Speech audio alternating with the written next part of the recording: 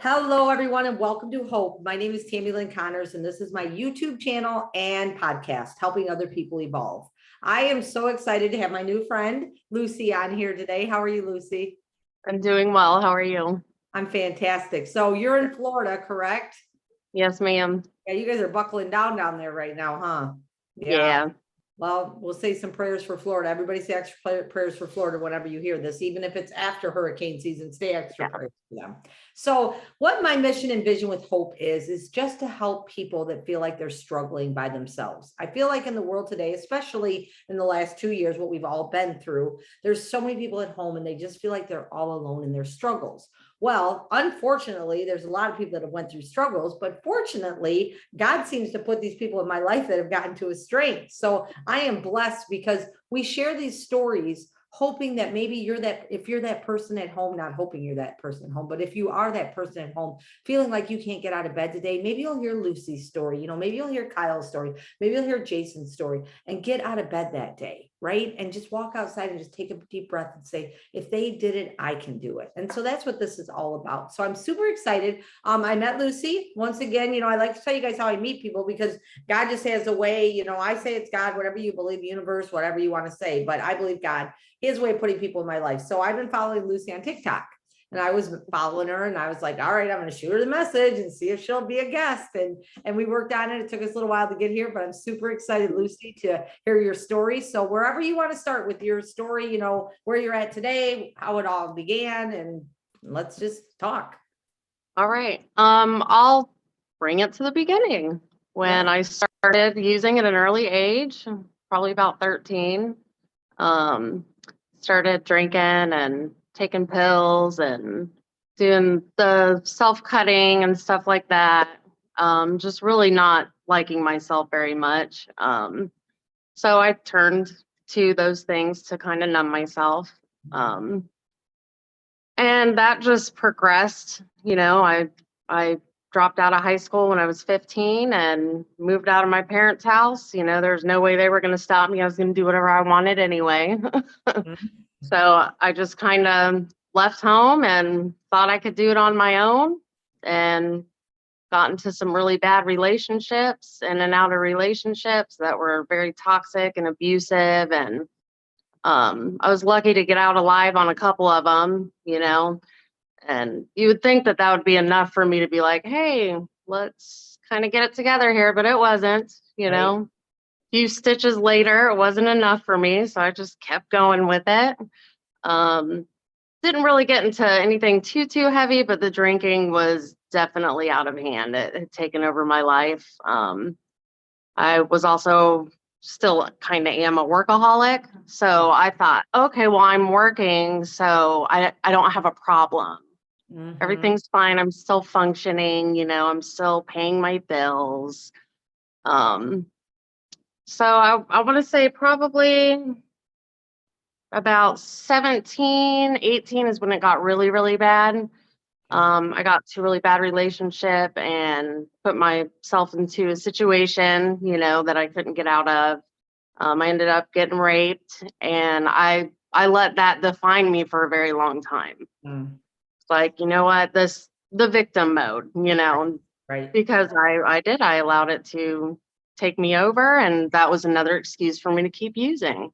So it got worse and worse and worse, and ended up leaving that person, getting into another bad relationship, very toxic and drugs, and ended up getting pregnant when I was 22 or so.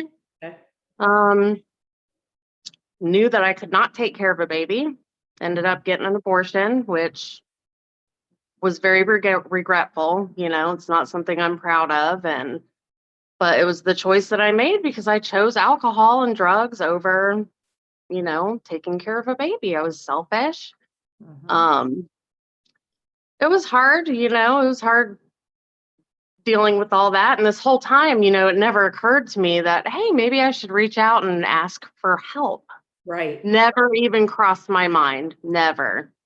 I was still doing the self-cutting and restrictive eating. I was starving myself, I was not nice to myself at all, Mhm. not even a little bit. Well, I ended up getting pregnant with my oldest son, and I was like, nope, I am not having another abortion. I hated myself for that. I was like, I'm not doing that again. Had my son. When I was pregnant with my son, that was the longest that I had been sober in my, like, since I was 13. Right. So the 9 months was sober. Mhm. Soon as I had him, started drinking again.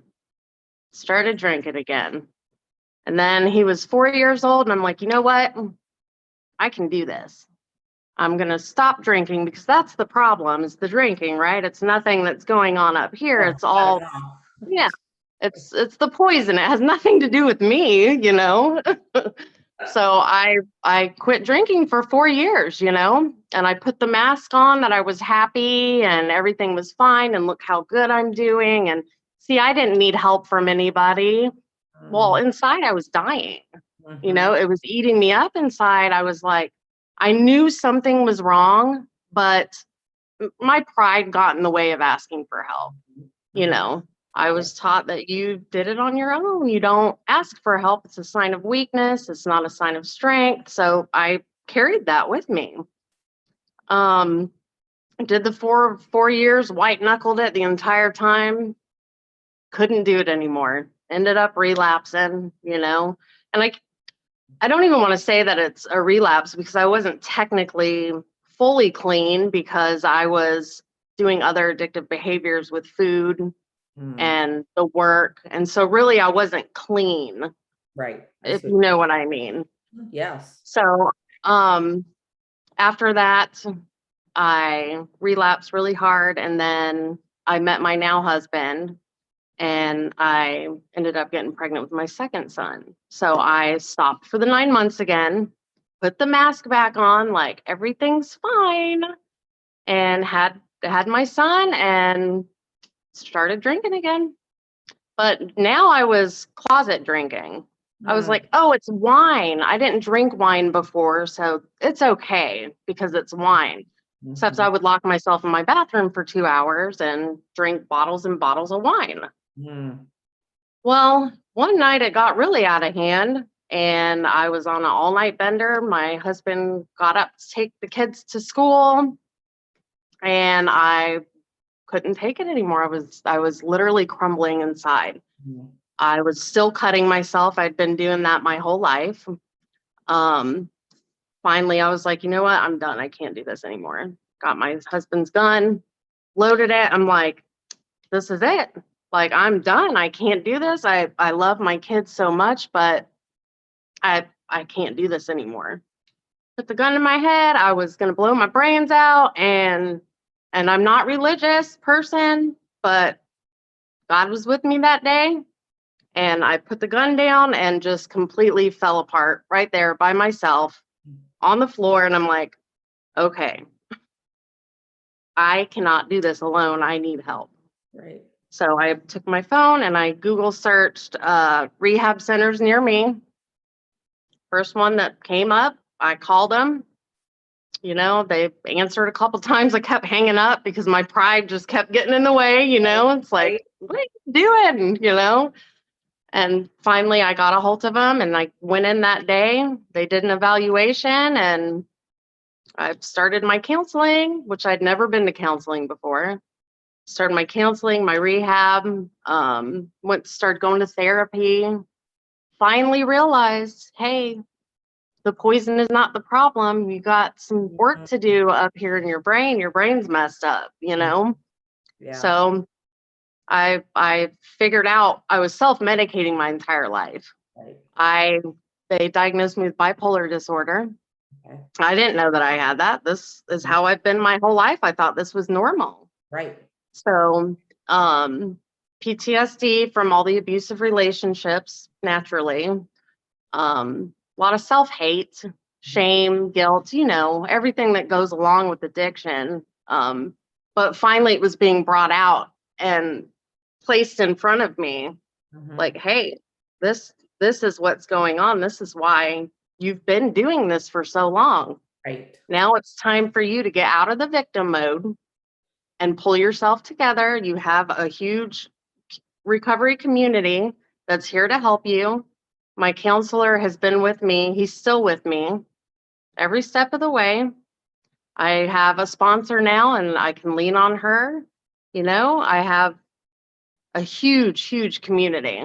And so, and it's been almost 3 years and I still struggle, I still struggle with the restrictive eating and overeating but I know now I can recognize the signs That's of good. my addictive behavior. Like, okay, here, I remember doing this in my addiction. Okay, what am I not doing in my routine that's making me do this? Oh, Right. I missed an AA meeting, or oh, I didn't call my sponsor. Mhm. Certain things I know what works, and I know when I start trying to take things out and do it on my own again, that's when everything starts to come down again. Yeah. So that's Wow. a short version of my story. It's great. I'm so happy that you did get sober. I think back to like a lot of our story is the same, just so you know, a lot of it is the same. Like I started drinking and drugging at a very young age, Mhm. abusive relationships, the abortion. I mean, just all the things. It's like, wait, she's telling my story, right? But that's the thing is we hear Wow. stories and there's so much alike, right? And so I think back to the teenage years and I see if you relate to this too, because when I was the teenage years, when I started like not really loving myself, and then I started wearing the mask of alcohol and drugs, I fit in then, right? I could Yeah. always find that crowd that I fit into then. It didn't matter who I was, which shouldn't be that way anyways. You should be able to fit in anywhere, but at that age, and so they accepted me. So it was always that acceptance, like, well, it's okay because I can drink and do whatever. And they accept me no matter what I'm doing, and I feel Mhm. like a lot of times in addiction, the mental health is, it gets looked over, I guess would be the thing to say, right? And so when you were talking about the bipolar part of it, that was normal for you, like you said, like that's who you were. You didn't know any I had different. no idea. No idea. So when you're going through all that and that roller coaster ride of the ups and the downs, but the diagnosis is that so many people, I'm trying to see what I'm trying to say here. Like so many people in addiction don't find out that they have something else buried deep in there. Whether it's usually, I mean, there's some mental health going on always, but there's usually something that they're just completely trying to cover up, you Mhm. know? You The feel that? self-medicating. Yeah, Mhm. yeah, for sure. For sure. And then, I mean, you were doing a lot. Now, I never self-harmed with cutting, but that itself, I've heard, is a complete addiction too. Yes. Yeah. Yes. It got to the point where I was actually, I would punch mirrors and Mm, break the mirrors and take the glass and cut myself with them. And I would burn myself on my legs where nobody could see it. And it's a sensory of release. okay. It was a relief for me to be able to get that out because I didn't know how else to do it. Yeah. I was Yeah. just like, I gotta get this out of me. Yeah. That's what I've heard. Like it's like a release, like, Mhm. And interesting. it's very dangerous Yeah. because it, you could accidentally go too deep one time and Yeah. that would be it. It's very dangerous. I have a niece that she was a cutter, and one time she cut herself, excuse me, from like right here on her wrist all the way almost to her elbow. I forget how many Mhm. stitches we had to get in her arm. She recently just got a tattoo tattooed over it. But Nice. yeah, it was but the same thing, and I would be like, and when you don't, and that's another reason why I like to do this is because people don't know, they don't understand, right? And I know that we can't explain like our addiction but we can kind of go into what made us feel that way and Mhm. how it, with my alcoholism, it didn't really, my alcohol actually, when I finally was like considered a true alcoholic, I guess, was not until I was in my 30s and into my late Mhm. 30s. Because I just partied with everybody. It wasn't like you said, I was working, I took care of my son, Yeah. I did the things that I had to do. I paid all my bills. I wasn't living on the street, right? Like Yep. Mm. you picture that we have in society of the drunk, like on the corner with a bottle, Yeah. right? brown bag. And that's not true. There's so many functioning alcoholics and addicts out there that people would be amazed at that, you know? Mhm. And so it's hard to like wrap your head around the same thing though, because I believe that as addicts, we were the same way then. We're like, well, we're not that because we're functioning still, Yeah, right? that's how we justified it. Like, I'm not homeless, so I don't have a problem. Right. You know, Right. I'm Yeah. still smiling. See, look at me. I'm fine. Everything's fine. Dying inside, but everything's Yeah, fine. Right. everything's fine. Everything's fine. Right. Now I like Lucy, I really liked what you said about well, first I want to ask you this before I go to this part, but relapsing. So when you relapsed, I've been fortunate that I never did relapse. So, but I did watch my uncle who relapsed after being sober for like 15 years. And it was almost like Oh, the day he drank, it was right back to where he was. yes, Is that how it was for you when you relapsed? Like you were like, it was. yeah. Yeah. I throughout the years I had played with sobriety, I guess. I would be sober for 2 weeks or 6 months, and then I would but the 4 years was the longest. And yeah, it was like I'd never quit. Like I Mm, never quit. And got I it. just went in full force, and yeah. So when you went in full force, now if I ever ask a question you don't want to answer, then you don't have to. But Mhm. when you went in Okay. full force with that, so when I think about, well, I don't think about drinking, but in my head, I'm like, man, if I ever started again, the sobriety that I would throw away, but that depression and everything would have to sink in, I feel Oh like, yeah. yeah, like all Well, over. and so for the time that I was sober for the 4 years, I was depressed. Nothing changed. The only thing that changed was I wasn't numbing myself. Yeah. So Yeah. I was still dealing with the depression and the anxiety and the wanting to kill myself. And I was still cutting, and I was still, playing doctor with my food. Like, oh, well, you're an awful person because you had an abortion, so you don't get to eat today. And I would punish myself for Mm. all these things. So yeah, I was during that time when I relapsed, it was almost like a relief for me because I was like, finally, I can numb myself again. Right, right. Oh, Yeah. that makes complete sense. Because I always think to Mhm. myself, man, if I ever started again, I mean, now I got 18 years under my belt. I can't even imagine starting with day one That's again. amazing. But I never go with being complacent, trust me. But I think to myself, oh my God, I would feel like I just ruined my whole entire world again, right? Mhm. So I think about that a lot with the relapses. But one thing that you said that I love too is when you talk about if you're having a day where you feel like you're kind of slipping into a depression or whatever you're doing, it's because you're not using the tools that you have. And Yes. people, I know people say, oh, well, you're so strong. And I'm like, man, I didn't get here overnight. Yeah.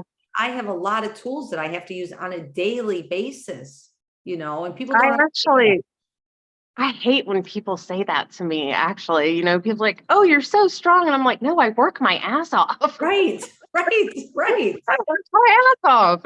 Yes. And it's daily, right? It's not like, Every single day. It's hard for me to get out of bed sometimes. And I'm like, okay, so I need to pray. Why do I not want to get out of bed? I didn't pray this morning. right. I need to pray. And then I make myself get up, and I'm like, okay, what am I grateful for?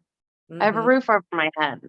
I have two amazing sons. I have two amazing bonus daughters. I have an amazing husband, all the things. And so then it snaps me out of it, which is Yeah. great. Yeah, because I talk to a lot of people too, and I say this about us, especially in recovery. We get sober and people feel like everything, like you said, everything's great in our world, then everything's happy-go-lucky, nothing bothers us anymore, we're gonna be Yeah, fine. That's not true. You don't walk out the door and there's this bubble that's around Tammy and that's it. Lucy that says nothing's gonna harm Tammy or Lucy. There's gonna be no Yeah. death, there's gonna be no anything, right? That's bullshit. Excuse my Yeah. language, but And I laugh because that is what, not everyone, but right. some people do believe that. They're like, oh, look, she quit drinking yesterday. She's great. Yeah. Like, wow, she must be doing me. No, that was yesterday. Like, now I'm on today. We got to focus on today. And the next day and they're like, oh, you're 2 years sober. Oh, you're doing so great. That's so amazing. And I'm like, it is, but I'm working. I'm going to my meetings, I'm surrounding myself with all these positive people that are also in recovery. Mhm. And it's every single day. Every single day you got to work it. Yep, yep. And I love what you said, because I talk about this all the time. And anybody that follows me on any of my social media is waking up with gratitude. I do the same. I wake up with my prayer. I thank God that I opened my eyes. And then I'm grateful, man. The same thing. Like and I tell people, even if you don't think you're grateful for anything, if you opened your eyes and you can see, be grateful. You can breathe, Yes. be grateful. You hear the birds chirping, be grateful. There are so many things that we take for granted in life that we should be grateful for. And like you said, I mean, even just having a roof over your head, it's like, sometimes I'll be like, oh man, gas is so expensive. Are you kidding me? You're lucky you get to pump gas into your truck. Yeah, And so absolutely. turning all of that around, but people don't realize the power in that. Hmm. There's a lot of It's power. all how you think. Yes. Yes. Yep. And when I get the stinking thinking, I Yeah. know I'm like, okay, what am I not doing? Right. So does your husband and sons, do they notice it if you start getting, and your bonus daughter's stinking thinking? Do they Yeah. call you out on it? Oh yeah, they call me out. They call me out. My friends at work call me out, and even my counselor, he's not my counselor anymore, but we're still friends, Right. Yeah. And he'll notice me being negative on social media and he'll text me and he's like, "Hey, when's the last time you went to a meeting?" And he'll call me out. He's like, "I Yeah. know you're gonna get pissed off at me, but I don't care." You Right. know? And in the beginning it took him 3 months to pound into my head, like routine, routine, routine, Mhm. As an addict, you had a routine. So why not have a routine when you're in Right. recovery? So, yeah. Yes. I like that part. And the thing is too, is I talk about this too, especially with addicts. So usually what I say when I'm trying to help somebody, if they reach out for help, is never forget how sick you were the day you quit. Never forget Yes. that. Like that Yep. is, to me, it's so important. I was just talking to a friend today and I said, my biggest thing when I was, because at the end of my drinking, like I was so sick. I mean, it was yellow bile every day, all day, and I'd still drink just to get rid of the shakes and think that I wasn't going to puke anymore. Well, I just got sick about 3 weeks ago. And the night I got sick, I had a horrible headache. And then I had chills, and then I started vomiting. And then it was vomiting to the point that it was yellow bile. And I was Oh, like, oh no. It's like a panic flashbacks, right? flashback. It's horrible. Like flashback. I'm like, no, no, no, no, no, no, no. I can never be this sick again. So I think about that, and I will never, ever, ever forget how sick I was and the reason why I quit. And I don't know where I was going with that, somewhere with that. Remembering how sick we are. And I don't know. I just lost my train of thought on that one. But it's okay, because that's And a big it's true, you know, um, I've separated myself from most of the people that, kept me sick. yeah.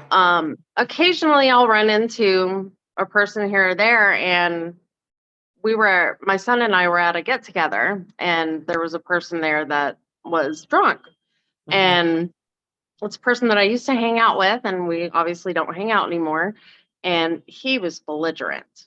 And we did our 15 minutes, you got to kind of separate yourself, do the boundaries, like, okay, good to see everyone. We have to go. We Right. get in the car, and he'll be 13 next month. And he said to me, "Mom, I am so glad that you aren't like that anymore." Yeah. Oh, And it was a huge reminder, like, wow, yeah, I was like that, wasn't I? wow. Yeah. And the person was pissing me off so bad. I'm like, you are so obnoxious, thinking this in my head, like, you are so obnoxious, like, how Yeah. selfish of you to show up like this in my head. Right. But he's right. I would do it too back then. I Yeah. didn't even know how selfish I was being. Yeah. Well, So, we are. And it's like that denial, right? Because it's the same thing like so my thing was with when I was drinking all the time, but I worked 70, 80 hours a week. So it was okay because I was at work and I was always like, And even when I quit, then I would say, well, Chad didn't really know, I have one son, and I was like, he didn't really know because I was at work all the time. He was at his grandparents and blah, blah, blah, blah, blah. Yeah. He called me out on that. It was probably just 5 or 6 years ago that he called me out on it. He's like, do you really believe that? And I'm like, yeah. He's like, no, I saw you drunk all the time. And I'm like, oh, because in my mind, I was like, there were so many things that even after stopping that I wasn't like those other alcoholics. Mm-hmm. I'm like, I didn't lie and stuff. Yep. Anything. And then I thought, you were stealing vodka from your boss every day. But you're claiming that you didn't lie or steal or do anything like those other. The good alcoholic. Yeah. Right, the good alcoholic. I was the good alcoholic, right? The one that probably drank. I told my boss, we laugh about it now, my old boss that fired me. I say to him, I'm like, I bet your vodka inventory went up after you fired me, because it was true. But it was that denial and facing the reality of things, right? And that's when I think life gets hard, because you really do have to take a look deep inside, and work on you, like you said. And it's a work in progress every day. Like every day I'm working on myself and trauma, if we can go back to maybe some of I don't want to bring up anything, but going through domestic violence, whether you're a man or a woman, is whether it's physical or mental. Honestly, for me, the physical part I got over. I really did. The mental part is what was hard, because it sticks with you forever. Yeah, because you're told you're worthless. Nobody's ever going to love you. Yeah. Look at that. You look like your freckles are just all the things. Nobody, and I think about that. And it took me, I just now in the last probably 2 years really started building my self-esteem up, where I can actually look and be like confident in who I am, because you get broken and beaten down. Absolutely. Yeah. Absolutely. I can relate to that a lot. Yeah. And then you go from one to the other, like, oh, that one. And when you said you were talking about, and there you go again, but at the same time, there's a lot of things because people are like, I can't believe that they stayed with them. There's so much more than just that. It's a lot of. Yeah. I still struggle with codependency. I have abandonment issues. So of course I'm going to cling to the first thing that shows me any kind of attention, Right. regardless if they're beating the hell out of me or not. I thought I was helping that person. I'm going to save that person from being this awful abuser. I'm going to change him, because I can change him, but I don't know how to change myself. Like, right. But you didn't need changing, right? Yeah, no, I was fine. I was fine. It's so funny you say that, because people will ask me, like, why did you stay with him so long? I was like, I was going to change him. That's why I was going to be the one to change him. And it's funny because my son has a half sister and half brother, and their mom always looks at me and she's like, I can't even. She's like, Tammy, she's like, I had him when I was 16 and 17 and I was a dumb teenager. You were 25 and 27 when you had your boys. She's like, I don't even know what. I was like, I was going to change him. That's what I was going to do. And and I don't know if men feel that way too, because of course I don't know, but I've watched men that have talked to me that have been in, relationships like that too. And I don't know if they feel like they can change them too. I know women definitely feel like we can change the world. Yeah, it was definitely easier for me to focus my attention on fixing that person than focusing on myself, and so I wanted to be the someone's savior, or constant people pleaser. That's one of my main character defects. I'm a people pleaser, and I had to learn how to set up those boundaries. Like, no, it's not okay for you to punch me in the face. Like, that's not okay. Right. Yeah. It's not normal behavior, So I'm very grateful that I made it out alive with those types of relationships. And I'm very grateful that my husband now is not abusive. I feel very lucky, very lucky to have made it out. So, yeah. So making it out of those is incredible. And we're glad that you did too. And we're really glad that the day that you put the gun to your head, that for whatever reason, it fell out of your hand. And you knew that day that it was time, and I talk about that with people because I've listened to an Audible, and it was a guy that lives in Ireland or somewhere, but this guy, like, his story is, every time I turn around, I'm like, oh, it's got to be his bottom. This has got to be his bottom. This has got to be his bottom. And every time it was like, there he went back out again and again and again and again. Yeah. And people are like, well, what's somebody's bottom? And I'm always like, everybody's bottom's different, you know? Fortunately, I mean, honestly, I didn't have any DUIs. My bottom Mhm. was, I felt like I was going to die. And if I didn't quit within 2 weeks, it was it, because my Yeah. body was shutting down and everything was happening. And I'd watch my sister's bottom, bottom, bottom, bottom, bottom. I'm like, you keep hitting a bottom, but you don't stop, you know? And so I think it's important for people to know too, because they'll be like, well, they just got in an accident and this and that. Why did they quit? And it's just it doesn't work like that. You know, Yeah, it really doesn't. It really doesn't. I mean, you would think for me, I was in a situation where my spouse stabbed me Mhm, and I had to go get stitches. And you would think that that would be like, okay, we were both drunk, okay, this is my bottom, mhm, mhm, and you're right. You're absolutely right. Everybody's bottom is different. And it's when you're tired enough. mhm. Yep, When yep, you're tired enough, then you're able to yep, move forward with it. yep. What did I posted something about that the other day. Your bottom will come when you are truly ready to change. Yes, Yeah, I yeah, believe that yeah, 100%. yeah. And so,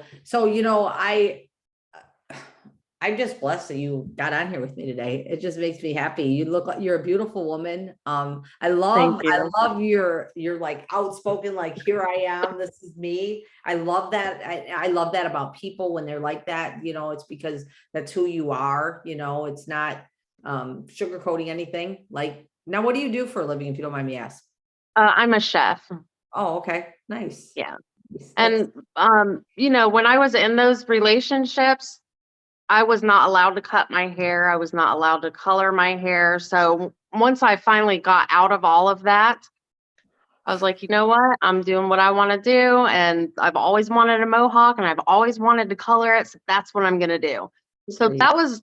that was a huge confidence booster for me to actually be able to do what I wanted to, even with tattoos and stuff, you Mhm. know. And I proudly walk around like this and I'm proud of it. Yeah, And people don't like it. It's okay. Everyone's different, right. but my confidence is like up here compared to when I was in my active addiction. I Yes. wouldn't even consider being different, you Right. know? Yeah. Yeah. And that's huge, because here's the thing that I feel, and I mean, I say that I love all people, but I don't like all people, if that makes any Mhm. sense. It does. Um, It does. but it's the same thing with me. So, I mean, my hair's, well, I let it go gray, which has been amazing for I me. like Thank it. God. But I'm that person too, like at work, I'm a pit boss at the casino. I will just start dancing down the Mhm. pit, right? And people are like, some people look at you like, she's so weird. I'm like, yeah, but my weird is fun. I'm Yeah, it's okay. okay. Yeah. It's okay, and it's that. But years ago, I would have never done that, right? The Me same either. thing, because I was told the same thing. You be quiet, you don't cut your hair, what do you mean you're going out of the house in that shirt? And it wasn't even Yep. just, it started at a very young age, even with my stepfather, like, just all the time, and you get mentally Hmm. abused. And so to live out loud now is amazing. And I'm all about being happy, Yes, living life, as long as you're not hurting anybody, be exactly. happy, I live. say that all the time. All the Yeah, time. yeah, because we get one, right here. It is, it's not a dress rehearsal. Mhm. Here we are, and so live happy. I just did a podcast about this the other day. People are like, well, I'll be happy when I get to do this, I'll be happy when I get Yeah. to do this, I'll be happy when I get to do this, and you're always chasing that happy, and you're never happy because Yeah. you're afraid to just be, and just live your life. And if you And live it's it, very freeing. It's yes, very freeing to be able to be yourself and comfortable in your own skin and not worry, what is he thinking about me? What is she thinking about me? It's very liberating. I love So it. it's so, and I'm the first one on the dance floor. Like, I'm like, I don't care. I'm dancing. And I was just at the gym before this podcast, and it reminds me of a girl that I work out with. And she said, I bought these workout pants. They're too tight. I took the tags off them and I put them on and I realized they're too tight. Everybody's going to be looking at me. Da, da, da, da. I said, no, they're not. No, they're not. Nope. They're not. Just don't worry about it. Do your workout. You're going to be fine. And I watched her tell 5 people then. And I was like, if you wouldn't have told those 5 people, we didn't even pay Yeah. attention that they were too tight. Yeah. It's that worry that people are so worried about what other people think of us. And I'm not Mhm. saying, well, I am saying, as long as you're not hurting anybody, just go be you, be Doesn't matter, right?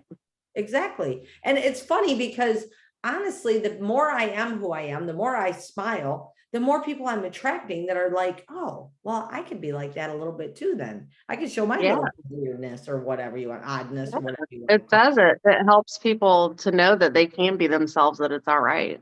Yes, yes, and stop that fear of judgment, right? Yes, I'm that's what it boils down to. it Yeah. does. What are the Joneses going to think? My mom was that person Mhm. like all my life growing up. Well, what are they going to think? What are they going to say? I'm at the point now, I don't really care. As long as I'm not hurting There. Yeah, anybody, I'm good, and it's my one friend, we did the exactly. podcast, and I was doing something, I don't know, probably dance or something. He's like, you sure are an odd one. And I said, and you know what? That's why I'm your best friend, because I'm an odd one. That's right. So I just appreciate you getting on here. You're coming. I know you guys got storms coming through there, so hopefully everything Yeah, doesn't it'll be fine. be fine. It's not your first one, right? No, no. Have you always lived in Florida, Lucy? I have, yeah. I was born in Nevada, but my folks moved here when I was like 2. Okay. So Yeah. I've moved here and there, but I love Florida. Yeah.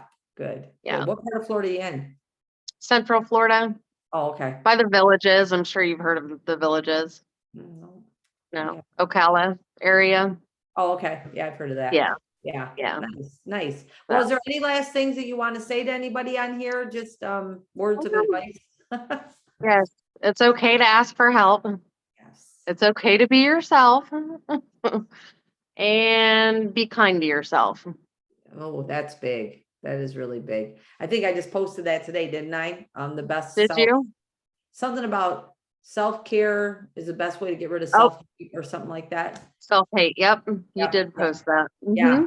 And that's so true, and so I love your words, like it's okay to ask for help. It It really is. is, Yeah. and there's Yeah. so, and nowadays, Lucy, I think about it, there's so much help out there, Oh it's man. it is even like I've been telling people, like the TikTok community of recovery is incredible. I mean, you still got Huge. a lot. It's not all people are great people, unfortunately, but it's really, it's huge out there. And there's some amazing people, especially on TikTok. And I think TikTok has allowed people to like be free. Like, wow, I Mhm. can do this for this little 30-second video that I'm not even using my own voice. You know what I Yeah. mean? But getting I'm my fairly new to TikTok. I want to say I've been on it for like maybe 3 or 4 months, okay. and I had no idea. I got on there to post something about my work, and I saw all this recovery stuff. I'm like, holy crap, this is amazing. Yes. We can like reach so many people that are hurting, and that's now all my videos are about recovery. Yep, yep. And I see, and that's the thing, and that's what I tell people. There's so much out in this world now. I mean, honestly, to sit at home and say, well, I can't get help. Yeah, well, you can just get on YouTube and get help, honestly, anymore, and the Yeah, help is out there. So I love that you said that. I love when we talked about boundaries, learning your boundaries, and some people think that I heard a friend of mine, she kept going every time she would talk about going and getting her hair done. She would be like, but I know I'm being selfish. And I'm like, why are you being selfish? But everything that surrounded her was, if she focused on her at all, she was being selfish. And I'm like, you're not though. You have to love yourself and be good to yourself so you can love others and be good to them. That's that whole saying, you can't pour from an empty cup. You really cannot pour from an empty cup, but absolutely. learning the difference between boundaries and selfishness, Mhm. that's a lot of people don't know about that, but learning your boundaries was something that's important in mental health, I think is, Definitely. Mental health is huge. And I'm sure you know, the suicide hotline Yes. for mental health emergencies is 988. That's Yes. fairly new. That's about a month Yeah. out. Yeah. Saw that. And I think that's amazing, you know, because it's like a 911 for mental health. And Mm. we didn't have that, you know, and you're right. When someone says, well, nobody cares, or, well, no, you can call 988. It's literally three numbers. Just Yeah. call and they'll will talk to you, you Yeah. know? So Yes. Awesome. Well, I want to thank you for getting on here with me today. I always thank you love to for hear having me. stories, and I know that someone's going to hear your story, Lucy. And I always say, even if I just reach one person, that's one Yep, person's life that we change, by hearing a story of absolutely. hope. And here you are. I don't know how old you are, if you don't mind saying. 38. 38. I So just turned 38. 38. Yep. So, so like me, I got sober like at 38, 39. So later in life, so that's what I want people to know, there's always hope out there. It's not Always. because you're in your 40s, you can't quit drinking and change your life. You can change your life at any instant that you decide that you're ready to change your life.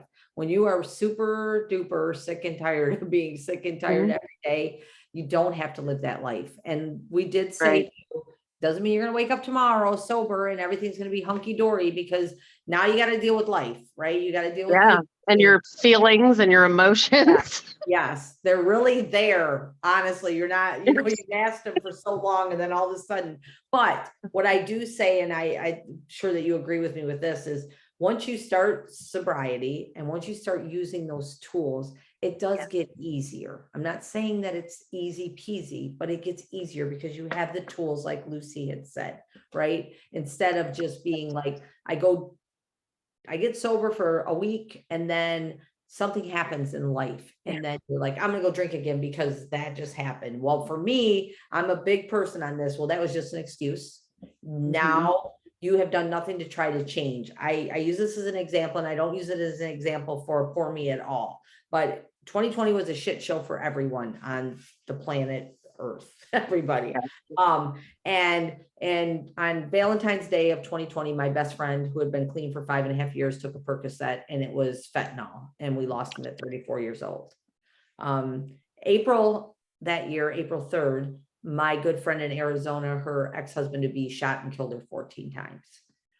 She had 4 kids, 2 adults, 2 younger kids. And then my mom passed away in August 2020. Um, So the thing that I'm saying here is that I didn't have to drug or use because of it. I didn't have to go pick up a bottle because of it. Because why? Because I have the tools that I use on a daily basis to get me through those struggles. And so I'm a big advocate of people that, I mean, I know that you said you relapsed, but you didn't have the tools when you relapsed, right? no, And you no. didn't even realize that it was like it I was, thought it was right? a drinking problem, not a thinking problem. Right. And so there's so many people out there that know that it's a thinking problem and they use that excuse. And I'm big on that. Like, nope, it doesn't work like that. Once you're sober, I feel like once you're sober for, this is just me, 3 months, and you go back out there and you grab something, you've made a choice again, so think about that and just know that you can live a good life. And that's the other thing that I like to tell people. Like, you're happy, you smile. Life is Mhm. better, so much better, right? And I just want to share, in the very beginning of my recovery, I was so frustrated. I'm like, I have been sober for 2 months. Why am I not happy? Right. Why is this not working for me? And my counselor was like, he looked at me and he said, Lucy, how long have you been using? And I said, I don't know, like 20 years. He's like, and you expect it all to go away in 1 month? And I'm like, holy shit, you're right. Like, he said, Yes. it takes time. It takes time. It's not going to be perfect. It's going to be hard. It takes time, but it's worth it. Mhm. Yes, I like that. It takes time, but it's worth it. And it's so Hmm. worth it. And you get to meet amazing people like you. Absolutely. That's so great. So, all right. Well, let everybody, I'm going to wrap this up. I hope everybody has an amazing day. And remember, if you are at home and you're that person that's struggling and feel like you're alone in your struggles, you're not alone in your struggles. Unfortunately, like I said, so many people go through struggles, but fortunately they've gotten to a strength. So know that you can get up and you can make your day better. reach out to somebody that that's going through whatever struggle you're going through. Maybe they went through it before. They may be not the same exact struggle, but they can relate. And I'm guaranteed someone's willing to help you get through your struggles. And that hotline, that 988 hotline, out there for suicide prevention, that's really important too. So you're not alone in this world. I promise you, you're not alone. So, well, Lucy, you have a fabulous day, and we will talk Thank again you so soon. much. Thank you so much. I Thank appreciate you you for being having on here. Thank you.